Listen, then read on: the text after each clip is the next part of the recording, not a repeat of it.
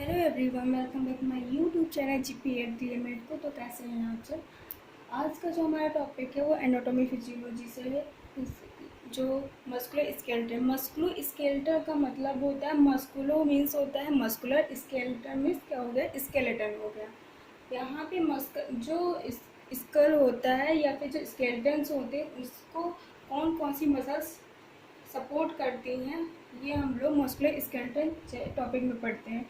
अब यहाँ पे हम एक छोटा सा टॉपिक मैंने लिया बोन्स को हम लोग यहाँ पे पढ़ेंगे। बोन्स को हम लोग कैलस भी बोलते हैं या फिर ओस्टिया बोलते हैं। जो बोन होती हैं उनको हम लोग क्या कहते हैं, इसके डेवलपमेंट को हम लोग के ओस्टियोजेनेसिस या फिर ओस्टियोजेनेसिस बोलते हैं। जो बोन्स होती हैं ये मेनली कैल्शियम और जो फॉस्फेट होता है उससे मिलकर बनी हुई होती हैं। जो बोन्स होती हैं वो परमानेंट होती हैं और हाईली मस्कुलर होती हैं। इनमें जो लिविंग ऑर्गेनिज्म होते हैं उनमें highly muscular, mainly human body की मैं बात कर रही हूँ। अब यहाँ पे जो बोन्स होती हैं वो हम लोग जानते हैं 206 पाई जाती हैं ह्यूमंस में। और यहाँ पे जो बोन्स होती हैं ये कई टाइप्स की होती हैं, उनकी डिफरेंट टाइप की होती हैं, जैसे long bone, flat bone, sesamoid bone, irregular bone. ये सब क्या हो गए, बोन्स के टाइप्स हो गए। तो बोन क्या है, बोन हमारी जो हमारा बॉडी स्ट्रक्चर है उसको क्या करती हैं, एक फ्रेमवर्क की तरह सपोर्ट करती हैं। और यहाँ पे मेनली क्या करती हैं, जो जैसे कि एक बैग है और बैग में अगर उसमें कोई भी हम प्रोडक्ट या फिर मटेरियल उसमें डालते हैं तो वो तुरंत क्या होगा, वो गिर जाएगा और वो अपना शेप ले लेगा। इसी तरीके से अगर हमारी बॉडी में बोन्स ना हो तो वो एक इरेगुलर शेप हो जाएगा, जैसे कि एक फ्लूइड जैसा होता है। तो जहाँ पे डालो या लिक्विड जैसे होता है, अगर जहाँ पे जैसा कोई पॉट होता है या कोई भी मटेरियल होता है तो उसी का शेप ले लेता है। तो क्योंकि वहाँ पे कोई भी स्ट्रक्चर या सपोर्ट नहीं होता, तो बोन हमारे एक सपोर्टर की तरह वर्क करती हैं। यहाँ पे देखते हैं कि बोन का कंपोजिशन क्या होता है। कंपोजिशन का मीन्स होता है, अगर बोन या फिर कोई भी थिंग्स हो गए या कोई भी मटेरियल हो गया तो वो किन किन चीज़ों से मिलकर बना हुआ। जैसे हमारा जो सेल है तो सेल कैसे मिलकर, किससे मिलकर बना हुआ है, हमारा जो बॉडी है वो किससे मिलकर बना हुआ है। तो इस तरीके से जो बोन है, बोन किससे मिलकर बनी हुई होती हैं, तो इनका जो कंपोजिशन क्या है तो उसी हम लोग कंपोजिशन क्या है। कंपोजिशन क्या, सेल्स होती हैं और मैट्रिक्स। ठीक है, बोन्स किससे किन किन चीज़ों से मिलकर बना हुआ है। फर्स्ट थिंग ये सेल्स हो गए, दूसरा क्या मैट्रिक्स। अब यहाँ पे देखते हैं सेल्स क्या है। सेल्स हमारी बॉडी की स्ट्रक्चर और फंक्शनल यूनिट होती हैं, स्मॉलेस्ट और स्ट्रक्चर फंक्शनल यूनिट होती हैं। सेल्स यहाँ पे कौन कौन से प्रेजेंट है, ओस्टियोब्लास्ट होती हैं और ओस्टियोसाइट और ओस्टियोक्लास्ट होती हैं। ओस्टियोब्लास्ट क्या होती हैं, जिन्हें ओस्टियोब्लास्ट को हम लोग बॉडी बिल्डिंग सेल्स बोलते हैं। ये क्या करती है, जो बोन होता है उसको क्या करती हैं, जेनेसिस का वर्क करती हैं, उनको बिल्डअप करती हैं और उनको नरिश प्रोवाइड करती हैं। ओस्टियोसाइट जो होती हैं वो मैच्योर सेल्स होती हैं मेनली। यहाँ पे जो मैच्योर सेल्स का मतलब होता है उनमें सेल डिवीजन या कुछ ऐसा नहीं होता है, बोन डिविजन्स नहीं करते हैं, उनको मैच्योर सेल्स बोलते हैं या फिर ओस्टियोसाइट्स बोलते हैं। ओस्टियोक्लास्ट क्या होते हैं, जो बोन रीअब्जॉर्बिंग सेल्स होती हैं। मतलब जो रीअब्जॉर्बिंग मतलब क्या हो गया कि कोई भी चीज़ अगर उनमें कोई भी न्यूट्रिएंट्स या कुछ भी कमी हो रही है, कोई किसी भी चीज़ की डिफियंसी हो रही है तो वो अब्जॉर्ब करेंगी।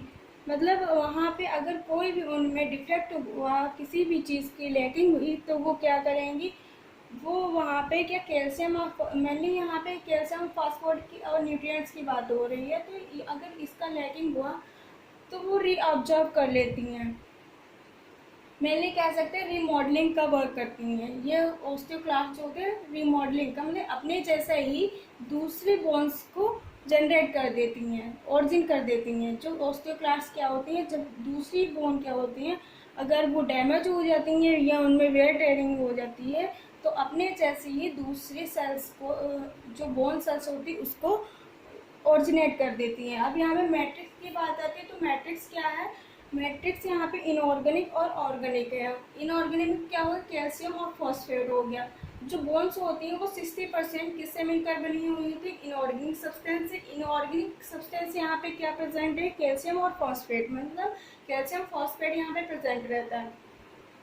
ऑर्गेनिक क्या हो गया, ऑर्गेनिक में कोलेसन, नॉन कोलेसन और म्यूकोपॉलीसेकेराइड। म्यूकोपॉलीसेकेराइड का म्यूको मीन्स क्या होता है, यहाँ पे म्यूकस से रिलेटेड है। पॉली मीन्स क्या होता है, बहुत सारे, मेनी। सेकेराइड मीन्स कार्बोहाइड्रेट, तो यहाँ पे बहुत सारे कार्बोहाइड्रेट्स के मॉलिक्यूल्स प्रेजेंट रहते हैं और उसी के साथ में म्यूकस प्रेजेंट रहता है। म्यूकस का क्या होता है, वो म्यूकस का एक जो यहाँ पे स्पेसिफिक जो फंक्शन होता है कि म्यूकस को म्यूसिन होता है, जो कि गॉबलेट सेल्स जो होती हैं वो प्रेजेंट रहती हैं, जो म्यूकस मेम्ब्रेन, म्यूकोसा मेम्ब्रेन होती हैं, वो क्या कहते हैं, सिके गॉबलेट सेल्स से मिलकर बनती। जो गॉबलेट सेल्स होती है वो क्या सिक्रेट करेंगी, म्यूकस। म्यूकस क्या करती है, उनमें फेगोसाइट टाइप की सेल्स पाई जाती हैं। वो अगर वहाँ पे कोई भी फॉरेन बॉडी या फिर कोई भी माइक्रो ऑर्गेनिज्म प्रेजेंट होता है, जो बोन्स होती हैं उनमें अगर आ गया, तो वो क्या करेंगे, तुरंत उसको जाके कलेक्ट करेंगे, उसका वेरिफिकेशन करेंगी, उसको कलेक्ट करके मतलब उसको ट्रैप कर लेंगी और डाइजेस्ट कर देंगे, मतलब वहीं पे उसको डाई कर देंगी, जिससे क्या करें, एक बैरियर का, मतलब फिजिकल बैरियर का वर्क करती हैं। अब यहाँ पे लॉन्ग बोन क्या है, फीमर, हम लोग जो कि कहाँ, थाई में प्रेजेंट रहती है। यहाँ पे हम लोग देख सकते हैं इस टाइप का होता है, और एक मैंने इस टाइप का स्ट्रक्चर बनाया है, यहाँ पे देख सकते हैं। जो ये क्या सुपेरियर पार्ट है और ये क्या इंफीरियर पार्ट है। सुपेरियर और inferior part of the bone is called epiphysis, ठीक है, या फिर एक्सट्रेमिटीज भी बोलते हैं इनको। जो इंड होते हैं, दो यहाँ पे बोन्स के दो इंड प्रेजेंट रहते हैं, जिसको हम लोग एपिफाइसिस बोलते हैं। एक यहाँ पे साफ्ट प्रेजेंट रहता है, साफ्ट को हम लोग क्या बोलते हैं, कॉम्पैक्ट बोन बोलते हैं।